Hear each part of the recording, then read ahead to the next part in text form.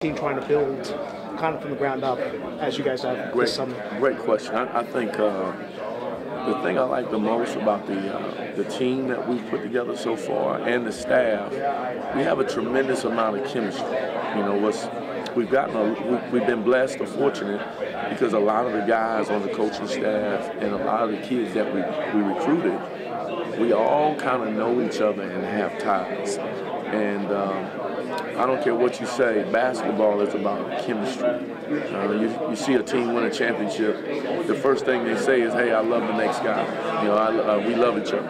And I don't think you can build a program or build a team or win a championship if one of your core values isn't love. So I'm really excited about the chemistry we have with the kids we brought in so far and with the staff, the guys we've hired.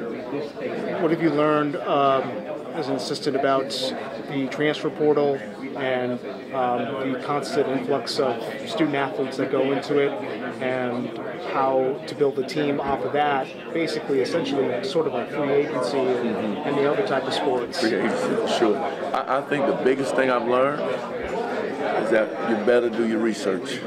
You know, you got to be almost like an FBI agent to really dig in the character and the background of the players that's coming out of the transfer portal, because sometimes you could be taking on somebody else's problems. Now, sometimes guys just need a fresh start and they need a new situation or the coach has left. But I think the detail in which you have to dig in the character and the background of the guys out of the transfer portal probably is more important than their talent. When you bring someone in from a mid-major to the SEC, it's probably going to be a big jump for them in terms of competition and all that stuff. You coached in the ACC, so you know, good basketball league and all that stuff. SEC is another one.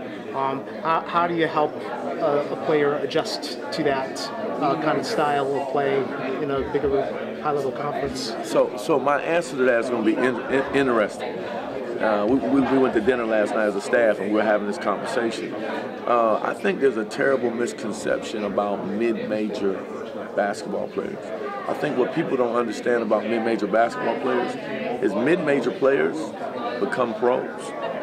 The best players in the game right now are from mid-major programs. John Morant, who played at Murray State. Stephen Curry, who played at Davidson. Damian Lillard played at Weber State. I could go on and on and on about some of the best players in the NBA coming out of mid-major programs. I think it's important to understand that a lot of these guys that come out of the mid-major, they can really, really play.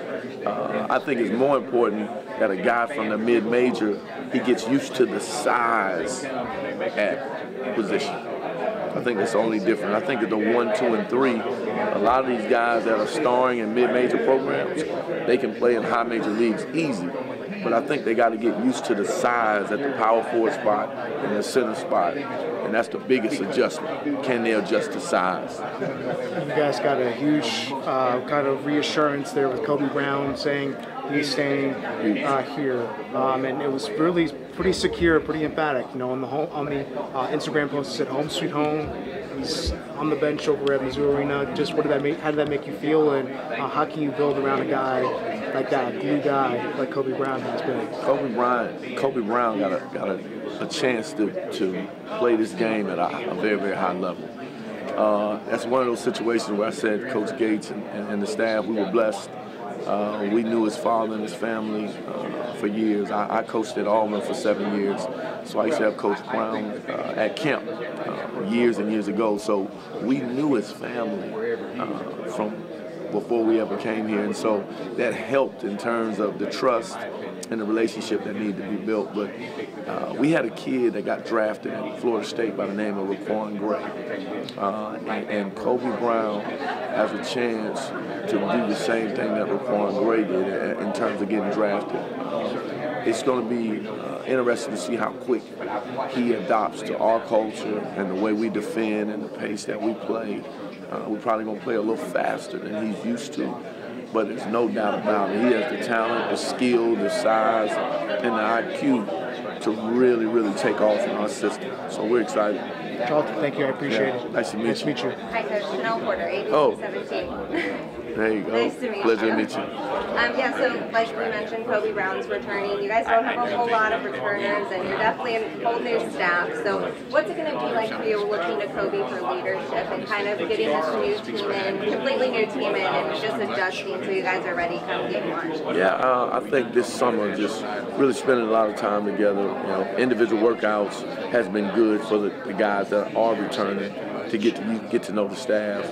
We're gonna have a lot of meetings this spring and summer that will specifically be designed to build chemistry, to get to know each other, to share our personal stories, doing all the things you got to do to really connect as a cohesive unit. And that's something that Coach Gates did at Cleveland State, something we did at Florida State. And to be honest with you, it was probably the primary reason we were so successful, because we always felt like we were the most connected team on the court. And that takes work. You know, that takes, just like you got to work in the weight room, just like you got to work on skill development, you got to work on the psychological component of it. And we plan on attacking that really, really hard this summer.